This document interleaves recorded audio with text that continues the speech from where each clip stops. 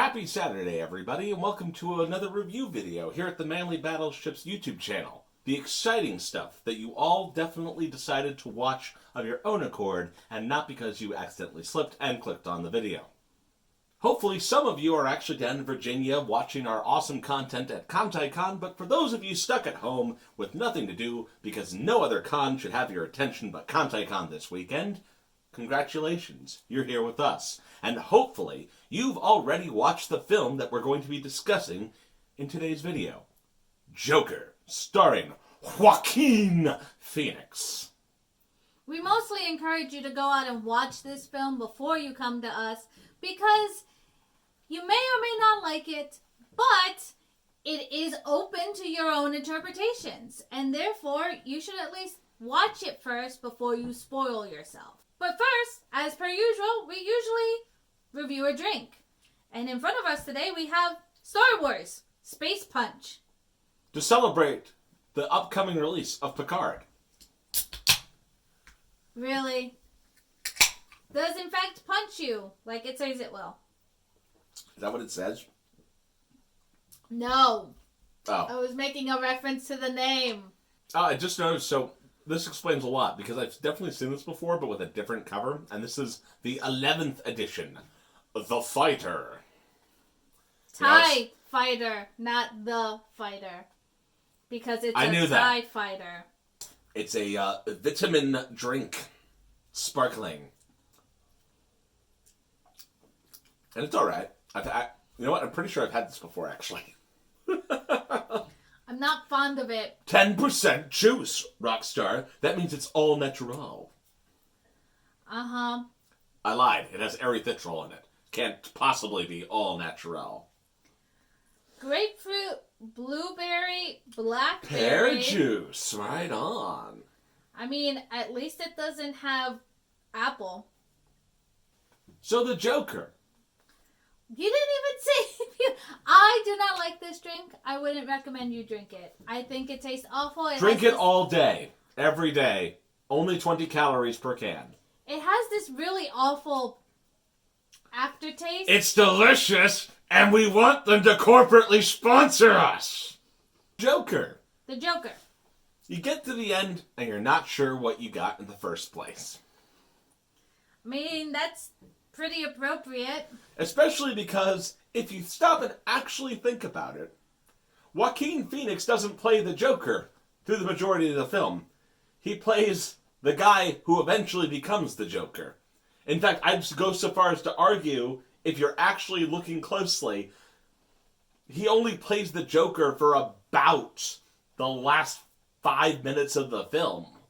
Really? Only 5? Only 5. Wouldn't it be more like 10? No. Like, like if we're being really honest here, I think you could argue that he doesn't become the Joker until he gets pulled out of that police car. And he's the Joker from that point forward, and that's it. Up until then, he's still good old Arthur. I mean, that being said, like we said at the beginning of this video, this whole movie is up for interpretation. It was very art house. Let me just put it out there. It was very art house, but it was finally an art house that I didn't mind watching. A lot of art house I cannot watch, but this one was interesting. It didn't play with the Fight Club rules except for like one time. You know, where they do the whole, this is what actually happened. They only did that once, and it was very brief, and it was only about the girlfriend that he never actually had. But the rest of everything is up for your interpretation of whether or not it happened or if it did. So the question is, what really did happen? How much of the movie is quantifiably real from the narrative perspective? I don't know. That's really hard. I feel...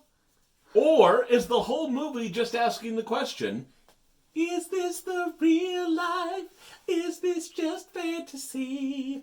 I mean, there's the argument that you could make that none of it happened because of we start in Arkham, we end in Arkham, and you could offer the opinion that when she asks him what's so funny, and he says, oh, I thought of a joke, but you wouldn't get it. The whole joke is that the film was a joke and it was a dream, and it didn't happen. You could argue that only parts of the life happened, and what he thinks is a joke is his own life, because he said, I thought my life was a tragedy, now it's a comedy. No one else would get the joke but himself. Now, I'm assuming you're not in the camp of, oh yeah, he's been in the interview room the whole time and the whole movie was made up. I don't think so. I feel like that's a cop-out, but it's something that's worth discussing. But I think certain murders happened, and I think certain murders didn't happen. For instance, I totally believe that he killed the 3 men in the subway out of somewhat self-defense, because he does chase the one guy down. But I'm not so sure about his co-worker or the TV show host. I feel like we can make an argument to the fact that those did not happen. I feel like this narrative plays with the idea of wanting to belong to a bigger group, to a bigger community. Arthur is very isolated in everything that he does. He does dream up the whole girlfriend, which is one part of my theory, that he dreams of belonging to a group, belonging to something. So he's dreaming that he's belonging to somebody personally, romantically. Eventually, this whole killing of the 3 people is like they worship the person, they wear clown masks. I don't think any of that's actually happening. I think that's him projecting himself as important, belonging to a group. We see it at the very beginning where he's fantasizing about how the host makes him feel a part of a group, makes him feel like, this is my son, I'm going to take care of you. So that's why I feel the movement was never about him. He's inserted himself in that movement. I don't think he killed his coworker. I don't think he killed the host. I don't think that whole being on the car, like police car, and him being trucked up as the savior of Gotham happened at all. I think the cops caught him when he was running. When he thought he was running to the interview. I think this is a movie that dares you to watch it multiple times, and I bet you'll have a different interpretation. It's not a marketing gimmick, it's art. Do you think Martin Scorsese will like this one? I think if he actually sat down and watched this one, he might actually enjoy it, but I don't think he's going to sit down and watch it. I think this movie also plays with concepts of controversiality. We had it multiple times. I think it played with it with the trailer, because I feel like the trailer was so up for interpretation that it caused controversy. We've talked about it before in Last Week in Geek, where we talked about how feminists were up in arms, that it was about a white man who went crazy and went after the world. And yet, that's not really what the movie shows. I think it plays with it with that song that they put in that was made by the pedophile, that everybody's all up in arms about now because of royalties. I think the movie is daring controversy, both cancel culture inside of the movie and cancel culture outside of itself. I walked out of the theater from Joker, and my first conclusion was, this is the first superhero movie I've watched that felt like an Akira Kurosawa film. Now, that's not necessarily giving it a good or a bad rating per se. What I'm getting at is that it's a movie that deals, in my mind, the most with the concept of causality. And I know that we initially had a minor disagreement about that, but I think that you misread what I was talking about, because the causality in my mind wasn't so much about the Joker, especially because there's so much diciness about what did and what did not happen. Actually, in my mind, the causality was much more about the Wayne family. Thomas Wayne isn't portrayed as like a super loving teddy bear figure. He has the plus side. He wants to do good, but he also has this kind of like, this gruff protective side where he's like basically gonna punch people to protect his kid. Yeah, he punches Arthur out. And I mean, like in the context of the narrative, it makes him feel like not like a good person, but nothing he does is actually evil. It just kind of shows you that other side of the character. And for me, what's interesting is that everything that happens in the movie circles back to what happens in that alleyway with Bruce Wayne's parents. And the fucking pearls. Oh my god! Of course the you're gonna fucking pearls. Let's stop talking about the pearls. I'm talking about causality. Joker for the fucking pearls. I have to complain. Oh my god! I'm so sick of that same old. This is my only complaint for Joker. I'm so sick of seeing Batman's origin over and over and over, and the goddamn pearls every time I see them. This is actually one of the parts where it actually makes sense, and I like that they tied it. I really like that they tied it back in without going down that route of, you know, the Joker was the one who killed his parents, like in the first Batman movie, which, you know, you can say if you like the old Batman movie, that's great. I don't really know if that's made sense in the end, the idea that the person who became the Joker. That just felt like convenient made up story. Convenient made up, well, no, like convenient made up storytelling. But what was really interesting is that the guy who kills them is wearing a clown mask. So like I almost feel like that was like a little bit of a throwback to the idea that the Joker did kill him. But it's obvious that that guy probably would have killed them regardless. But he was only in that area because of everything that was going down. And so the broader context of everything that was happening in Gotham, of the elder Wayne's propensity to get involved in politics, but not doing it in a way that was, you know, smooth with the poor people, the random actions of our good friend Mr. Arthur, all come together to bring down what happens in that alley. And so, in a certain sense, I think that the movie isn't even really about the Joker. It just is not just as it's about Arthur Fleck. I also think it's a little bit about how you get Batman. And I actually think it's really cool when I think about it in those terms, because then it also almost feels like they're informally tying it to everyone else's favorite Joker version, Heath Ledger. Because you know how Heath Ledger's Joker kind of comes out of nowhere almost? And he's super chaotic, and he's anarchic, and borderline doesn't make sense how good he is at what he's doing.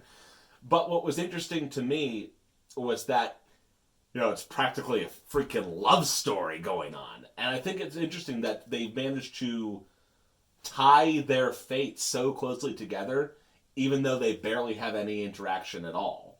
Well, you know, you bring up the Heath Ledger thing, and there was a scene, because let me tell you, I don't know if this will spark anything in anybody else, but for me, some of the cinematic work, oh my god, it was like really beautiful. But I think the scene that hit me the most and made me remember Heath Ledger's Joker, and it almost felt like a tribute, was right after he kills the host and shoots him like another 4 times.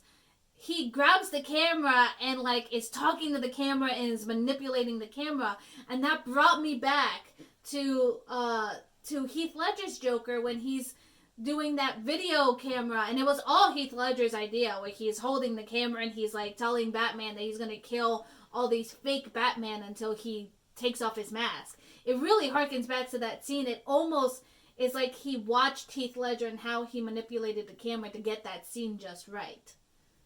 I can see that.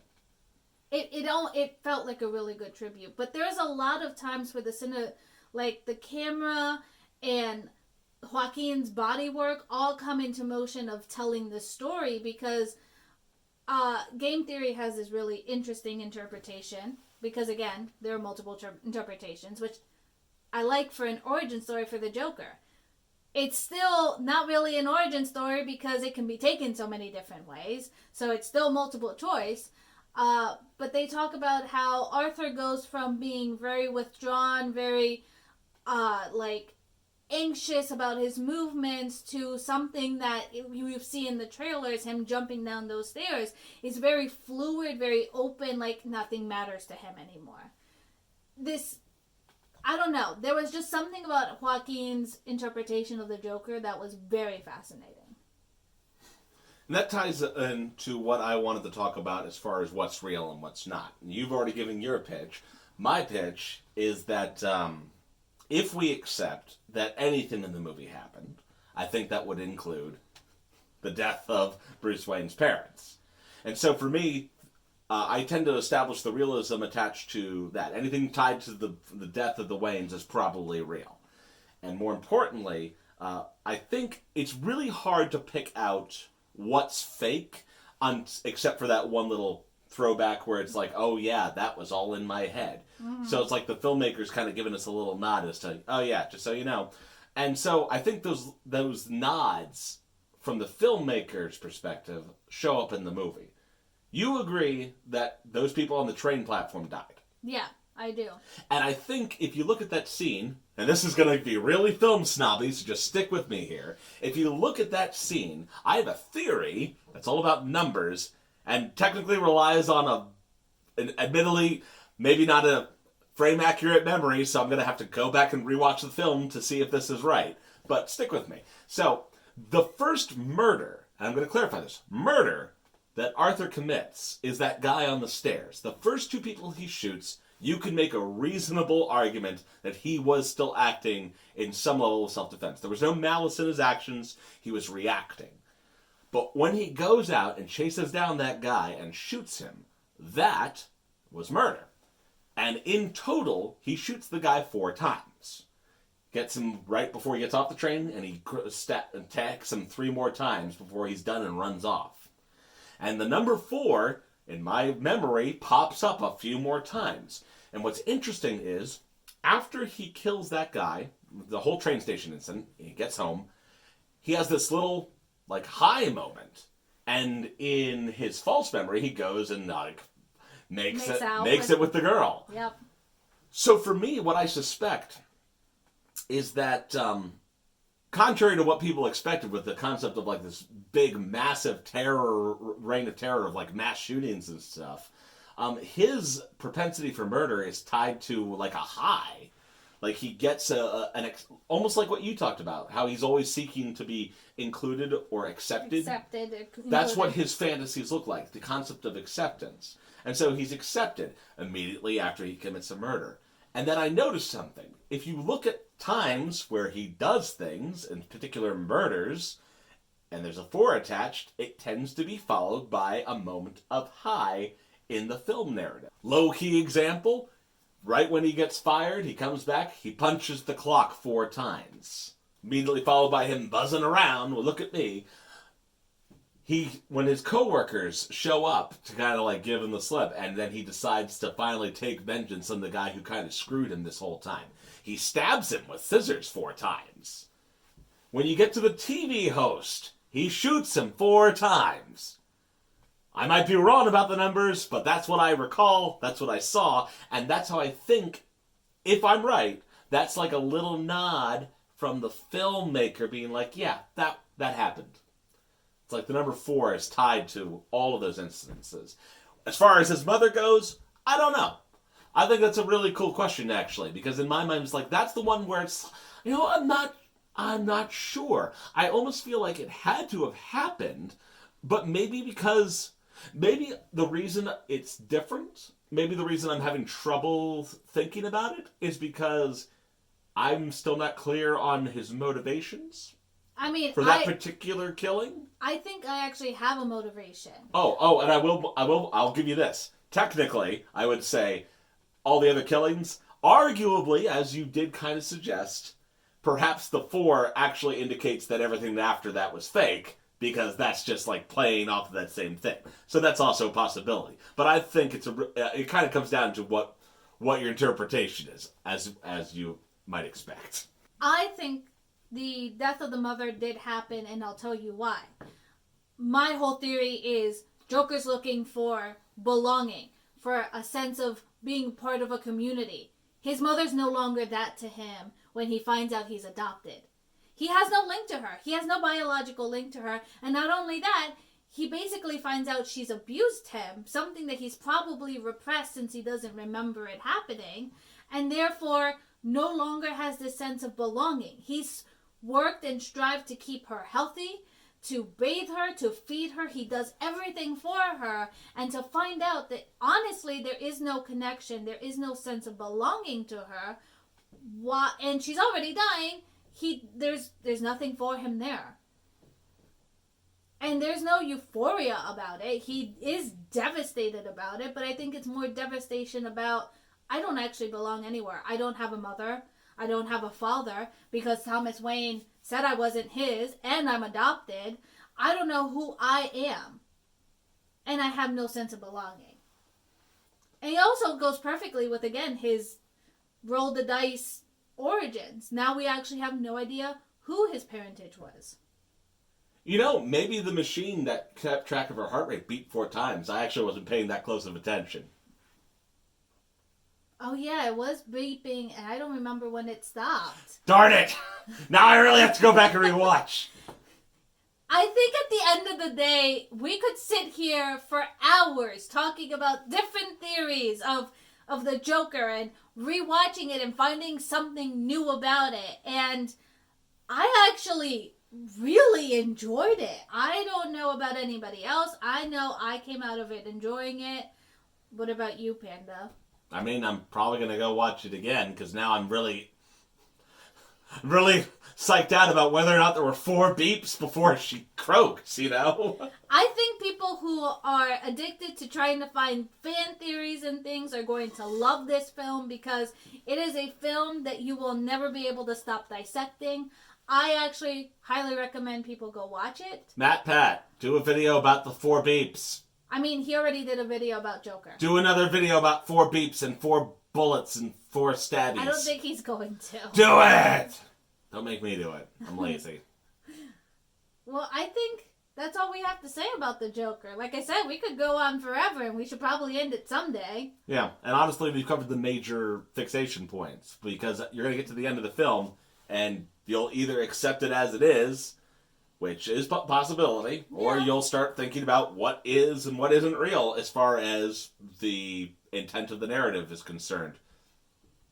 And there's so much more to dissect that we didn't even talk about, so let us know what you think about it down in the comments. We'd love to hear your theories on it, because there's probably a viewpoint we haven't seen. Until next time, guys, have a good night. Bye-bye!